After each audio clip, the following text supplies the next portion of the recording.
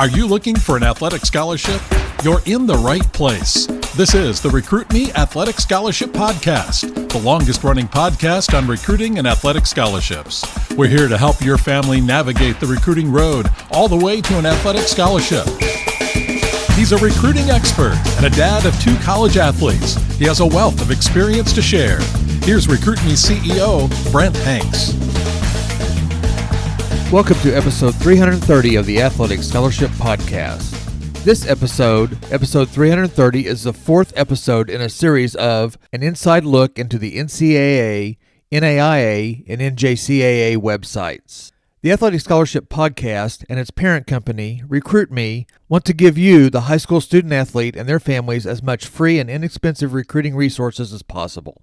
The NCAA, NAIA, and NCJAA websites are great, free, information-filled resources that help you on your recruiting journey.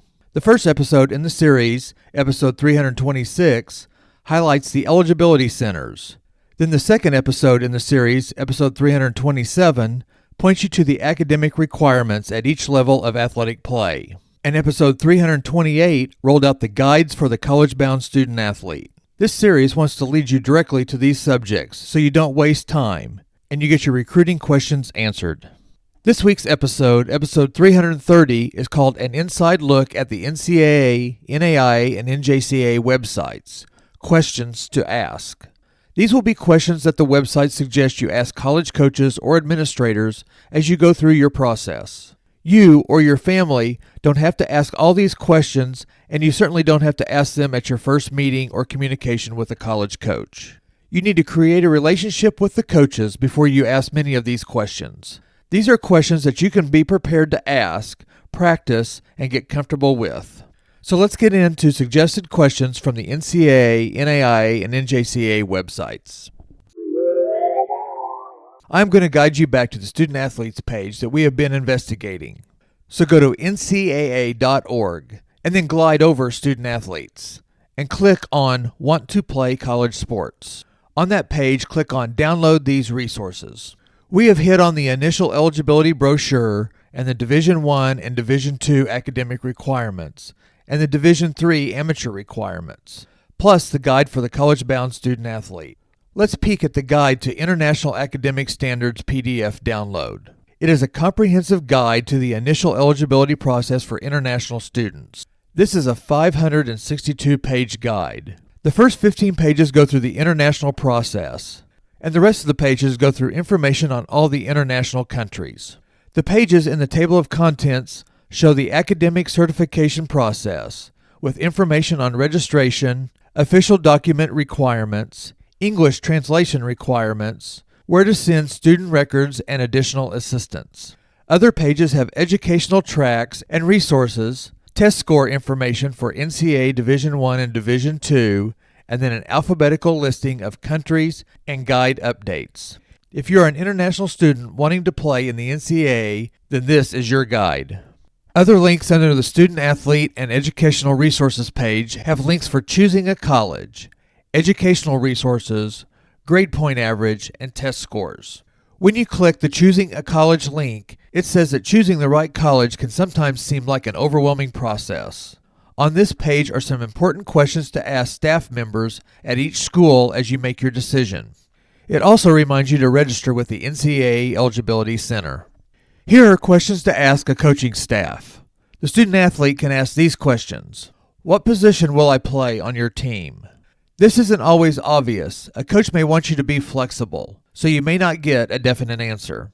What other players might be competing at the same position? Will I be redshirted my first year? What expectations do you have for training and conditioning? How would you best describe your coaching style? You may just want to research this one, but finding out the head coach's contract end is beneficial. What are preferred invited or uninvited walk-on situations? This may be a situation that you may be in or may just be affected by. How many players do you expect to be on the team? How many earn a scholarship? Who else are you recruiting for my position and in my class? Is medical insurance required for my participation? Is medical insurance provided by the college? If I am seriously injured while competing, who is responsible for my medical expenses? What happens if I want to transfer to another school? Questions to ask administrative staff. How good is the department in my major? How many students are in my department? What are graduates of this program doing after school? What percentage of players on scholarship graduate? A couple of follow-up questions are, what percentage of incoming students eventually graduate?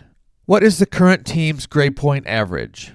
Other questions in academics are, what academic support programs are available to the student athlete? Are there academic advisors, tutors, or study halls? How many credit hours should I take in a season or out of season? How do we schedule around practice? Is summer school available? And if I need it, who will pay for summer school? Good questions for coaches and other student athletes would be, what is a typical day like for a student athlete? What are dorms or residential halls like? Must student athletes live on campus? And for how long? Financial questions. How much financial aid is available for both the academic year and summer school? What does your scholarship cover? How long does my scholarship last? Can I be employed in season, out of season, and during vacation periods? These financial and scholarship questions are hard to ask, but must be asked at some time. These financial questions will be easier as your relationship grows with the schools that you are talking to. How much will the athletic scholarship be? What will it cover and not cover? Am I eligible for additional financial aid, and are there any restrictions? Sometimes a student athlete cannot accept certain types of scholarships because of NCAA limitations. If you will be receiving other scholarships, let the coaches and financial aid officer know. Under what circumstances could my scholarship be reduced, canceled, or increased? Are there academic criteria tied to maintaining the scholarship? What scholarship money is available after eligibility is exhausted to help me complete my degree? Will my scholarship be maintained if there is a change in coaches? The coach may not be able to answer this question, but the athletic director might. The NCAA site questions are good questions to ask if you are at any level of recruitment. Take these questions, write them down, and practice them before you actually sit down and talk to college coaches. On the NAIA.org website, you can go to the Student Athletes link, and a pull-down has a Future Student Athletes link. On the Future Student Athletes page, click on the box for high school students. There are 8 hot links that give you information about the general NAIA experience. There is NAIA participation. What's different about NAIA recruiting? Can I visit a campus for a tryout? What about letters of intent? Admission standards for athletes. What about financial aid, scholarships, grants, and loans? Do I meet the freshman eligibility requirements? What if I didn't attend a U.S. high school? The NAIA participation link gives you a paragraph of information that clarifies the time a student athlete can compete. The What's Different About NAIA Recruiting link lists no recruiting calendar restrictions for NAIA recruiting, the ability to freely communicate with NAIA coaches directly, and that a high school student athlete can have direct interaction with NAIA coaches. Students are permitted a maximum of 2 days of tryouts. Ask the coach for details. The 4th link asks, what about letters of intent in NAIA? For NAIA, you can sign a national letter of intent, but it is not binding like an NCAA Division I national letter of intent. Click on this link for more information about NAIA National Letter of Intent info. The Admission Standards link says to participate in athletics in the NAIA, you must be admitted to the college under admission standards equal or higher than those applied to the general student body. Athletic scholarship information is that each sport has an overall limit on the amount of financial aid it can award as full or partial grants to students that are in sports. Again, go to this page for more NAIA financial information. Freshman eligibility requirements, those covered in episode 327, says NAIA does not have any core course requirements, and the NAIA Eligibility Center will determine your eligibility based on your high school grades and sometimes your SAT or ACT scores. The last link is about if you didn't attend a U.S. high school. Rules can differ if you are a GED or homeschool student. Go to playnai.org to access details in your resources menu. On the NAIA Future Student Athletes page, there is a blue box for high school students. We just covered that one. There are 3 other blue boxes. A box for transfer students, international students, and for parents.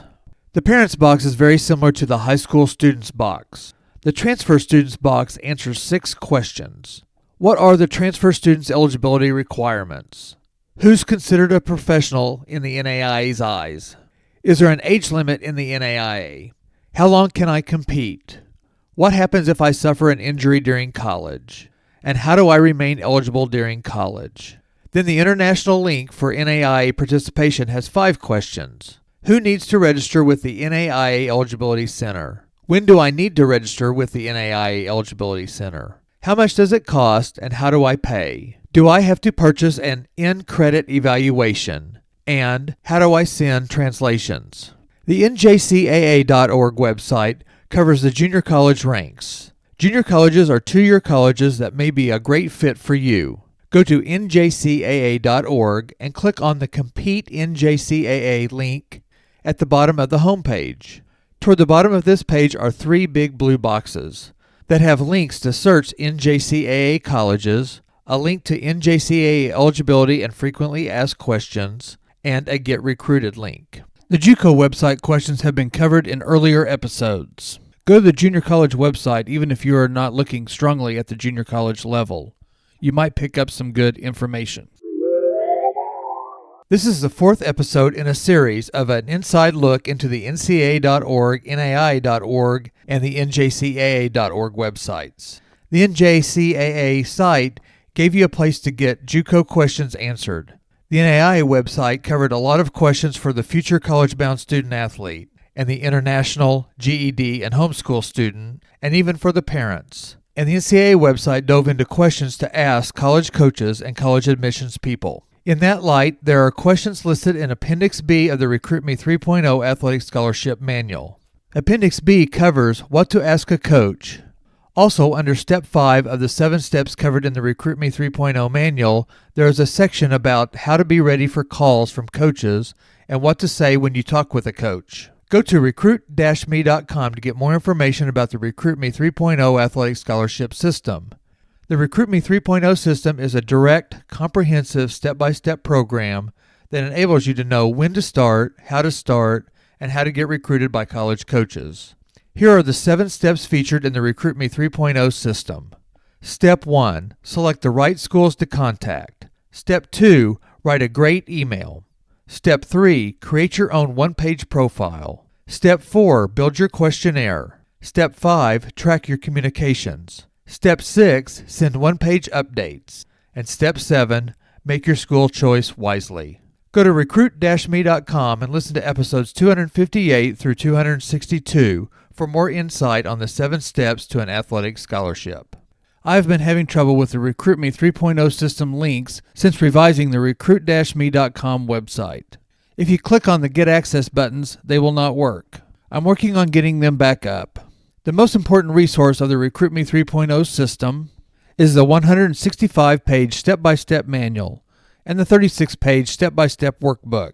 Since the link on the recruit-me.com website is not working, I'm going to ask you to email me at brent@recruit-me.com and ask for the Recruit Me 3.0 website special. I will send you a link to PayPal, and for $45 I'll email you the Recruit Me 3.0 manual PDF and the Recruit Me 3.0 workbook PDF. And as a bonus, I'll send you 2 new worksheets, the College Parameters Worksheet and the College School List Startup Worksheet. With these tools, you can get your recruiting journey started or jump-started today. This is a do-it-yourself system, and if you don't find value in the first 90 days, you can email me for a refund of your $45.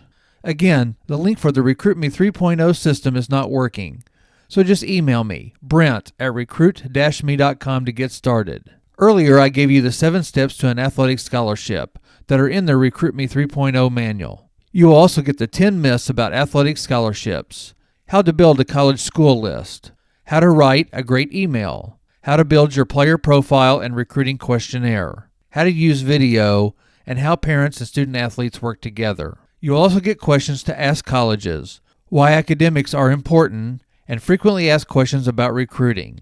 This program is yours in PDF form. Use it on your phone or computer or print it out as you need it. Take advantage of this great recruiting opportunity that saves you time, money, and stress. I want to thank everyone that is subscribed to the new Recruit Me monthly newsletter. and I would like to invite anyone that hasn't subscribed to do so. Go to recruit-me.com and click on the free Recruit Me newsletter link. The November newsletter was the 4th edition, and you will get a monthly column on tips and advice, quotes with recruiting advice, social media posts with recruiting advice, links to the last month's Athletic Scholarship Podcast episodes, and recruiting information from NCAA.org and NAIA.org. Next week's episode 331, jumps into frequently asked questions sections of the NCAA.org, NAIA.org, and NJCAA.org websites. Frequently asked questions, FAQs, help you to quickly get answers to focus on your recruiting path. Thank you for listening, and join me next week on either your favorite podcast app or on recruit-me.com. See you next week.